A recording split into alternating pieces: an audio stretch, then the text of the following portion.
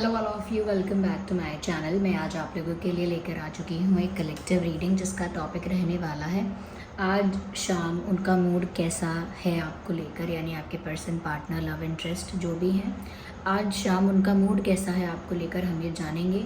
ये reading general है, collective है, हो सकता है कि आपके सिचुएशन के साथ एक्यूरेटली रेजोनेट करे, हो सकता है सिर्फ कुछ % रेजोनेट करे, तो ओपन माइंडेड होकर सुनिएगा और ज़बरदस्ती अपने आप को रीडिंग में फिट इन मत कीजिएगा। जितना आपके साथ रेजोनेट होता है उतना ही एक्सेप्ट कीजिए एंड लीव द रेस्ट। ये रीडिंग सभी ज़ोडिएक साइंस के लिए है, हर उम्र के व्यक्ति के लिए है, टाइमलेस है।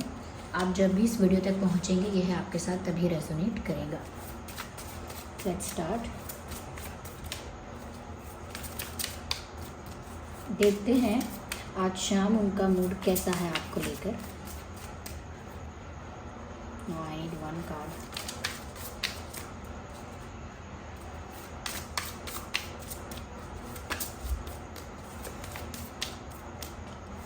Okay, so we have the messenger of earth.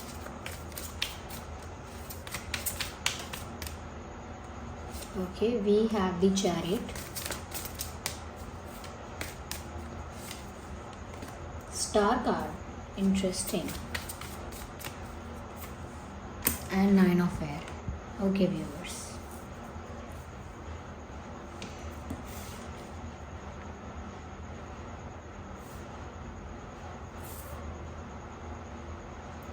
okay,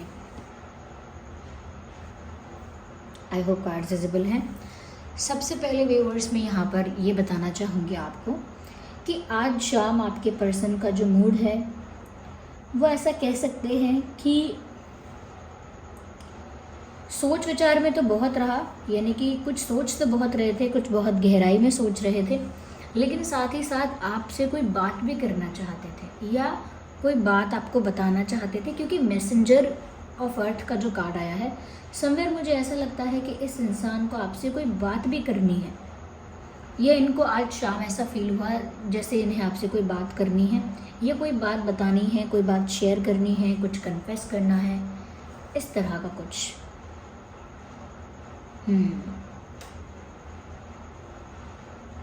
कहीं ना कहीं मुझे ऐसा लगता है व्यूअर्स कि ये जो इंसान है, ये ऐसा इनका मन हुआ या ऐसे इनके मन में बात थी कि जैसे ये आपसे फेस टू फेस मिलना चाहते हैं या चाहती हैं, यस, कन्फ्रंट करना चाहते हैं किसी बात पर। कोई बात है जो फेस टू फेस ही हो सकती है या कोई बात है जो फेस टू फेस ही वो करेंगे। ऐसा लगता तो है कि आप लोगों के बीच डिस्टेंस है। कुछ लोगों के लिए ये बात हो सकती है कि आप लोगों के बीच जोग्राफिकल डिस्टेंस है, जैसे अलग सिटी, अलग स्टेट, अलग कंट्री, या फिर कुछ लोगों के लिए हो सकता है कि ये एक इमोशनल डिस्टेंस है कि पास होकर भी दूर है, एक ही शहर में, एक ही जगह पर होकर भी दूर महसूस करते हैं। तो वो डिस्टेंस भी है। कहीं ना कहीं वो ये भी सोच रहे हैं कि इस डिस्टेंस की वजह से वो आपसे मिल नहीं पा रहे। अब ये इमोशनल डिस्टेंस की बात है या ये एक जोग्राफिकल फिजिकल डिस्टेंस की बात है, लेकिन they are thinking that way. वो ऐसा सोच रहे हैं कि इन दूरियों की वजह से, इस डिस्टेंस की वजह से they are not able to meet you, वो आपसे मिल नहीं पा रहे हैं। यहाँ पर कुछ डिफरेंसेस भी आप लोगों के बीच दिखते हैं, जैसे कास्ट का, रिलीजन का, कल्चर का डिफरेंस, फैमिली बैकग्राउंड अलग है, एज गैप है, या किसी और तरह का डिफरेंस भी हो सकता है। लेकिन वो डिफरेंसेस को साइडलाइन करके आपकी तरफ मूव करना चाहते हैं, क्योंकि ये जो डिस्टेंस है वो उनको बहुत अफेक्ट कर रहा है। Yes, I can't bear this distance. ऐसा लगता है जैसे वो ये दूरियां जो हैं, चाहे वो इमोशनल डिस्टेंस है या जोग्राफिकल डिस्टेंस है, वो झेल नहीं सकते इतनी दूरियां, और वो आपसे बात करना चाहते हैं फेस टू फेस मिल के। आज शाम को उनका ऐसा ही मूड रहा है या आज शाम को उनकी ऐसी ही फीलिंग या थॉट रहा है। Yes, they wanted to come towards you. ऐसा लगता है कि आपके पास मूव करना चाहते हैं, जैसे कहीं से आपके पास आना चाहते हैं। ये कहीं और है और वहाँ से आपके पास पहुँचने की इच्छा थी इनकी। वेरेवर दे वर, चाहे वो कहीं भी थे, क्योंकि चैरियट का कार्ड एक मूवमेंट को बताता है। एंड दे फेल्ट लाइक कि उनको आपकी तरफ मूव करना चाहिए। उन्हें ऐसा ही फील हुआ जैसे उन्हें आपकी तरफ आगे बढ़ना चाहिए, आपकी तरफ मूव करना चाहिए, because here they have this admiration for you. यहाँ पर साफ साफ लगता है, ये स्टार कार्ड से पता लगता है व्यूअर्स के उनके मन में आपके प्रति बहुत ज़्यादा एडमायरेशन है, यानी कि बहुत ज़्यादा कहीं ना कहीं वो आपको जिस नज़र से देखते हैं वो नज़र बहुत प्यार भरी है, साथ ही साथ बहुत ज़्यादा कहीं ना कहीं वो खुश होते हैं आपको देख के, या आपकी ब्यूटी को देखकर बहुत ज़्यादा एक्साइटेड और बहुत ज़्यादा पैशनेट होते हैं। कहीं ना कहीं आप बहुत गुड लुकिंग, बहुत अट्रैक्टिव हो, बहुत चार्मिंग उन्हें दिखते हो। उनको ऐसा लगता है you are the centre of attraction for this person.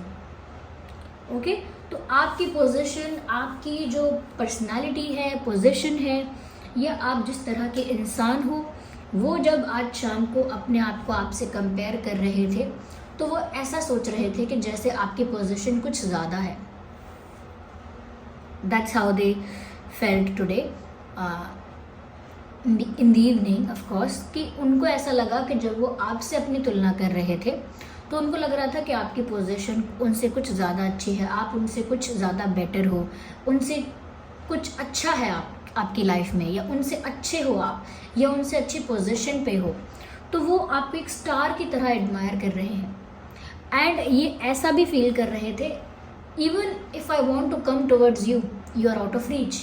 ऐसा फील कर रहे थे कि अगर मैं आपके पास आना भी चाहूँ, अगर मैं आप तक पहुँचना चाहूँ या आपको अप्रोच करना चाहूँ, आप तक आना भी चाहूँ, तब भी मुझे ऐसा लगता है you are out of reach, you are so high that you are out of reach.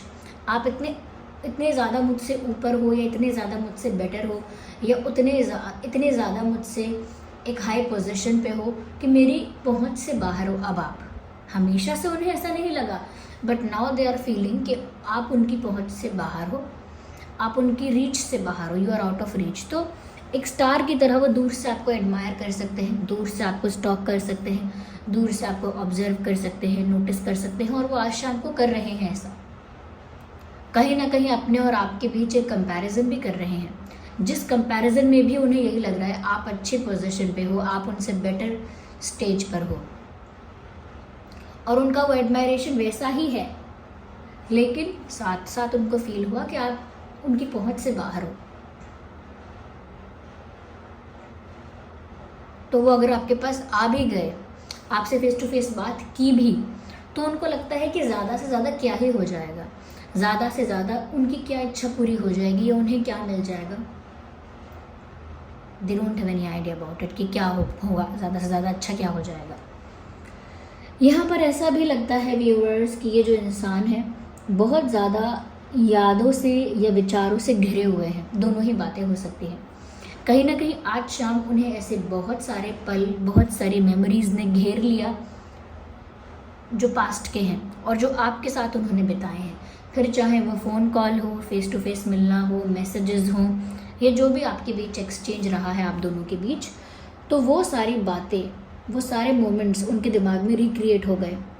वो सारी यादें उनको पूरी तरह से घेर चुकी, या उनको उन सारी यादों ने उन्हें घेर लिया, या आपसे रिलेटेड उनके मन में इतने सारे थॉट्स आने लगे, अच्छे बुरे सब तरह के इतने सारे थॉट्स आने लगे कि वो फिर ऐसा लगता है कि सिर्फ आपको ही याद कर रहे थे, आपके साथ बिताए हुए पलों को ही याद कर रहे थे, आपके साथ की हुई बातों को ही याद कर रहे थे, और बार बार फ्लैशबैक में जा रहे थे,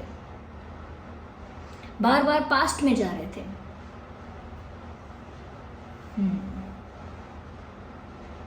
यस, मुझे ऐसा लगता है व्यूअर्स कि ये जो इंसान है ये थोड़ा फंसा हुआ भी महसूस कर रहे थे। वो जैसे पास्ट मेमोरी में, पास्ट की बातों में, पास्ट की यादों में फंस चुके हैं। वो आपको उसी तरह से देखना चाहते हैं जैसे पास्ट में देख रहे थे, लेकिन अब क्योंकि उनको दिख रहा है कि आपकी पोजीशन ज़्यादा है, आप एक स्टार लाइक पर्सनालिटी हो, यानी कि आप आउट ऑफ रीच हो, तो अब उनको बहुत एक अलग पर्सपेक्टिव मिला है, और वो कहीं ना कहीं उस पुराने पर्सपेक्टिव में, पुरानी बातों में अटके हुए हैं कि उन्हें तो वही अच्छा लगता था, उन्हें तो वही चाहिए था। तो ये सब उनके सोच विचार में आज चल रहा था। अगर हम ज़ोडिएक साइंस की बात करें तो यहाँ पर ज़ोडिएक साइंस आपका और उनका दोनों का ही बताते हैं। टॉरस, वर्गो, कैप्रिकॉर्न हो सकता है। Taurus, Virgo, Capricorn and yes,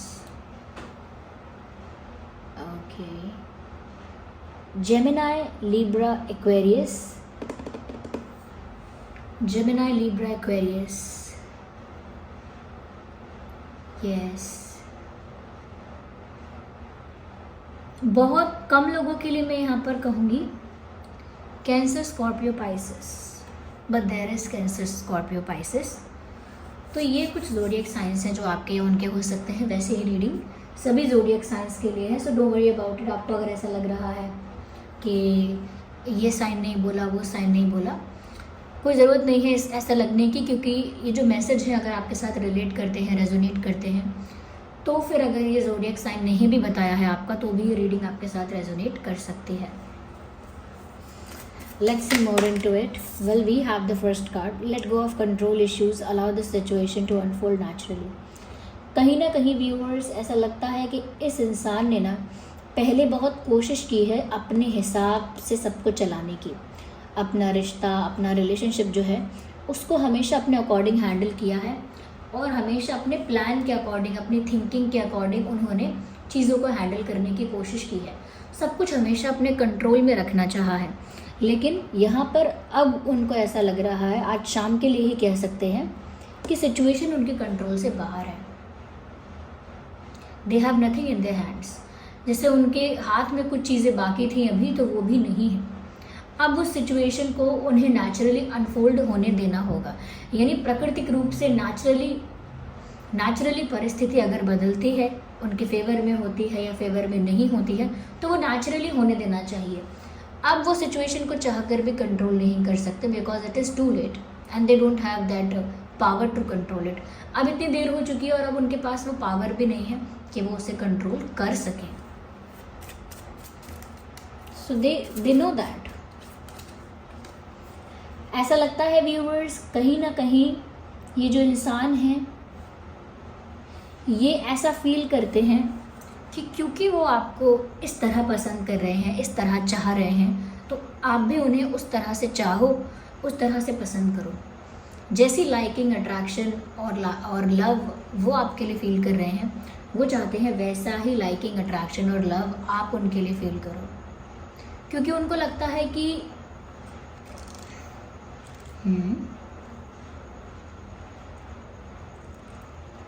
yes, उनको ऐसा लगता है व्यूअर्स कि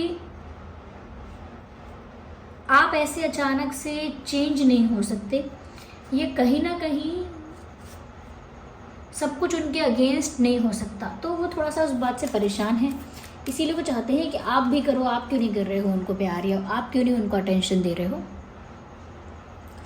फॉरगिविंग एंड लर्निंग, कहीं ना कहीं व्यूअर्स अगर इनसे कोई गलती हुई है वो आपसे माफ़ी मांगना चाहते हैं, ओके, और माफ़ी मांगना चाहते हैं, और कहीं ना कहीं अपनी गलती से वो रियलाइज़ कर चुके हैं, अपनी मिस्टेक से वो कुछ सीख चुके हैं।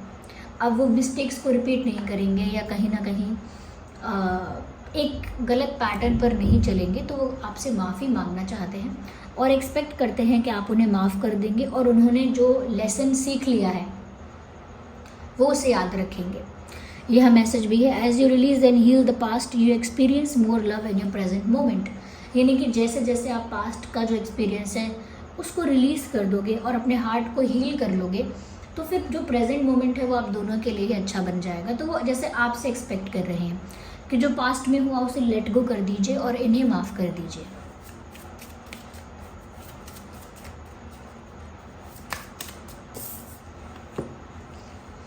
कहीं ना कहीं व्यूअर्स यहाँ पर मिस्टेक इनकी यही थी कि इन्होंने एक फॉल्स सेल्फ मास्क पहन रखा था। इन्होंने अपनी लाइफ की रियलिटी नहीं बताई थी। फिर चाहे इनकी लाइफ में और ऑप्शंस भी थे, ये और लोगों को भी एंटरटेन कर रहे थे, इनकी लाइफ में एक दूसरों के लिए ये कह सकते हैं कि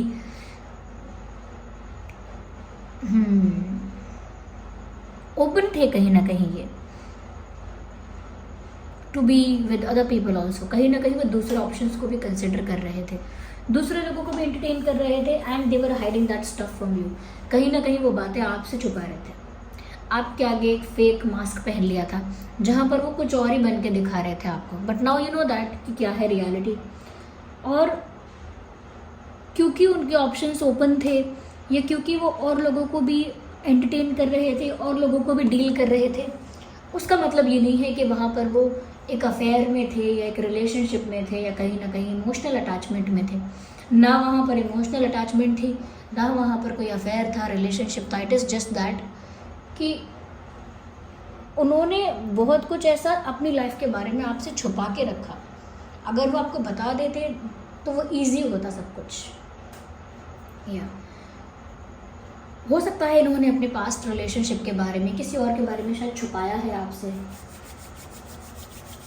दे try to hide something from you. So this was the reading. अगर हम नंबर्स की बात करें, डेट्स की बात करें, so we have 8, 18, 28, 7, 17, 27, yes, 9, 19, 29, yes, और नंबर 7 यहाँ पर बहुत इंपॉर्टेंट है, yes। So this was the reading. I hope ये रीडिंग आपके लिए हेल्पफुल और रिलेटेबल रही है। अगर इस रीडिंग ने आपको थोड़ा भी गाइड किया है, आपकी सिचुएशन से रेजोनेट करती है, आपको हेल्प करती है, वीडियो को लाइक करें, कमेंट करें, शेयर करें, सब्सक्राइब करें और बेल आइकन को प्रेस करें। चलिए मिलते हैं अगली रीडिंग में, तब तक के लिए bye bye family, take care, love you all.